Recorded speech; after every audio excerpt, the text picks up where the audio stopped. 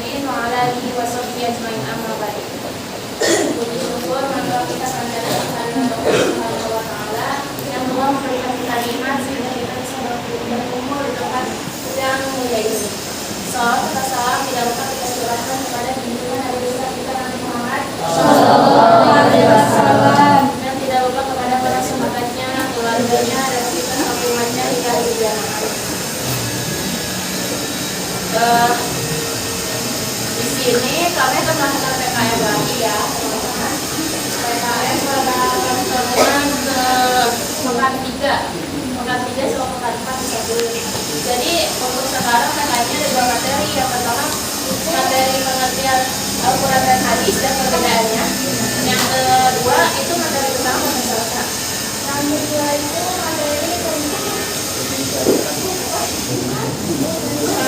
yang kedua itu materi tentang kedudukan hadis dan insan sunnah. Kedudukan hadis dalam Islam. Kedudukan hadis dalam Islam. Nah, untuk materi yang pertama itu akan disampaikan oleh Salsa ya. Ya. Tentang pengertian hadis, dan yang kedua akan disampaikan oleh Bang Diki tentang materi kedudukan hadis dalam Islam. Mungkin di sini kami mengganggu istirahat kalian ya. Iya. Kalau mengganggu mohon maaf ya teman-teman. Maafin Kak. Berarti nggak ikhlas nih. Maafin nih. Mungkin langsung dimulai aja ya teman-teman. Untuk mempersiapkan dulu, mari kita mulai masuk materi pertama ya.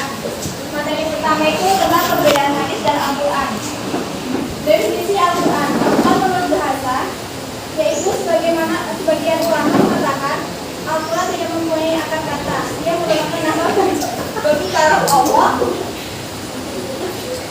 yaitu alam mutajal.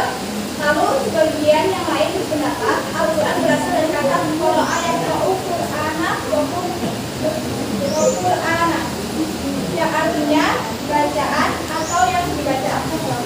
Lalu menurut istilah, yaitu kalam Allah yang mengandung mukjizat diturunkan kepada Nabi, tertulis pada mushaf, diriwayatkan secara mutawattir dan dinilai ibadah dengan membacanya. Lalu yang kedua ada perbedaan Al-Quran dan hadis. Al-Quran adalah mukjizat Nabi Shallallahu Alaihi Wasallam. Al-Quran dijamin pemeliharaannya oleh Allah dari campur tangan manusia. Al-Quran seluruh ayatnya diriwayatkan secara mutawatir. Salah satu surat dalam Al-Quran yaitu Al-Fatihah wajib dibaca dalam sholat. Lafaz dan makna Al-Quran itu dari Allah. Membaca Al-Quran dinilai ibadah. Lalu hadis nabawi atau qudsi bukan mukjizat. Hadis terpelihara, namun pemeliharaannya tidak seperti Al-Quran. Hadis diriwayatkan secara ahad dan mutawatir. Tidak ada hadis yang dibaca dalam sholat. Hadis qudsi maknanya dari Allah, lafaznya dari Nabi. Hadis nabawi lafaz dan maknanya dari Nabi berdasarkan wahyu dari Allah. Membaca hadis tidak dinilai ibadah kecuali dengan niat atau niat baik lainnya. Fungsi hadis terhadap Al-Quran. Fungsi hadis terhadap Al-Quran itu terbagi menjadi 3, yaitu bayan taksir atau taksir. Yang kedua adalah bayan taksir. Bayan taksir ini dia tuh apa ya, kayak beranak-anak gitu loh. Itu ada 3, taksir al-mujamal, ada taksir al-a'am, ada taksir al-mutalab. Lalu yang ketiga ada bayan taksir. Yang pertama saya akan menjelaskan tentang bayan taksir atau bayan taksir, yaitu hadis yang memperkuat Al-Quran. Di sini ada definisi di Al-Quran dan definisi di hadis. Yang definisi di Al-Quran itu perintah memberikan sholat dan menunaikan zakat, yang terdapat dalam Quran surat Al-Baqarah ayat 83. Lalu yang kedua ada perintah tentang menunaikan puasa dalam Quran surat Al-Baqarah ayat 183. Perintah haji dalam Quran surat Al-Imran ayat 97. Lalu ada tentang hadis dari Umar berkata Rasulullah SAW bersabda, Islam diberikan atas 5 perkara, yaitu kesaksian bahwa tiada Tuhan menunaikan zakat, haji dan puasa Ramadan. Hadis riwayat Bukhari. Lalu yang kedua dari bayan tafsir. Bayan tafsir adalah hadis menafsirkan tentang Al-Quran. Yang pertama ada tafsir al-Jamal, yaitu hadis yang memperinci ayat Al-Quran yang global. Di sini ada Al-Quran yang yaitu perintah sholat dan zakat disebut global. Lalu di contoh hadis ada dua, yaitu yang sholatlah bagaimana engkau melihat buku sholat. Lalu yang kedua berikanlah 2,5% dari harta-hartamu.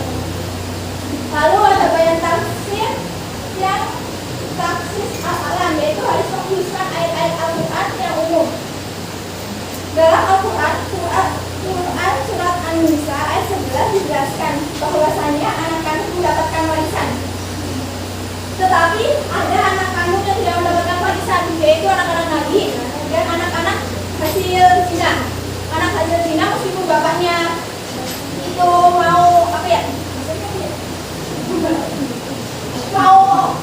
mau nikahin ibunya gitu loh, tapi tuh dia tuh gak bakal dapat warisan dari bapaknya. Dan ketika dia nanti nikah, bapaknya itu gak bisa menjadi walinya dia. Lalu menurut hadis anak para nabi tidak mendapatkan warisan sebagaimana. Lalu ada anak-anak yang membunuh orang tuanya tidak bakal dapat warisan. Sebagaimana hadis yang artinya pembunuh tidak dapat mewarisi harta si kakak. Lalu yang ketiga ada tankid al-mutlaq, yaitu hadis yang membatasi ayat Al-Quran yang mutlak atau tidak terbatas. Dalam Al-Quran surat Al-Maidah ayat 38 dijelaskan tentang hukum bagi pencuri adalah potong tangan. Sebagaimana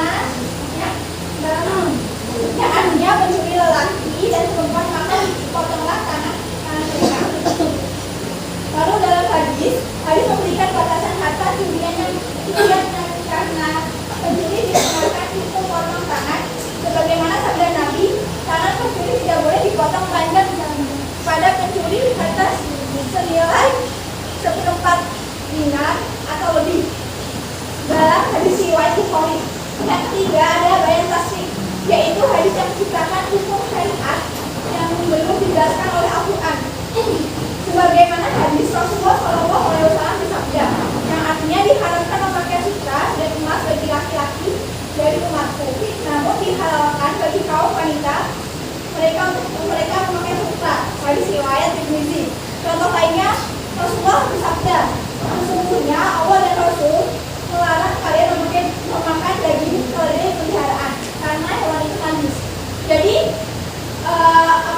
keledai itu, daging keledai itu ada yang halal, ada yang haram. Kalau yang haram itu kan yang dipelihara ya, karena kalau yang dipelihara itu kan dia itu nggak bisa bedain mana makanan, mana kotorannya. Jadi dia itu asal makan gitu. Terus sedangkan keledai yang boleh dimakan itu keledai yang lepas liarkan gitu. Jadi kalau keledai yang dilepas liarkan itu dia tuh bakal tahu mana makanannya, mana makanannya, mana yang bukan. Terima kasih presentasi dari saya, kurang lebihnya mohon maaf. Wassalamualaikum warahmatullahi wabarakatuh.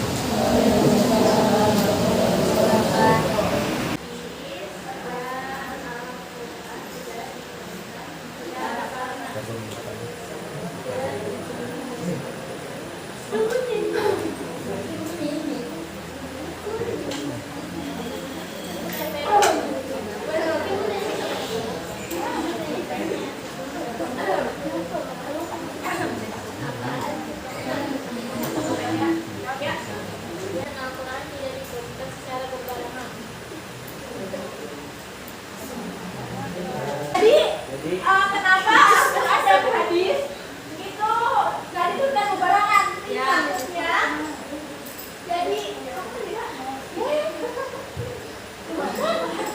Jadi kalau misalnya apa ya? Kalau misalnya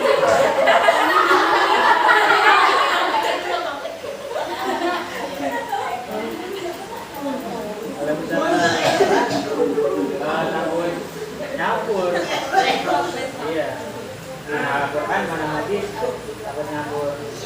Makanya diturunkan tuh nggak berjalanan gitu. Iya. Jadi langsung.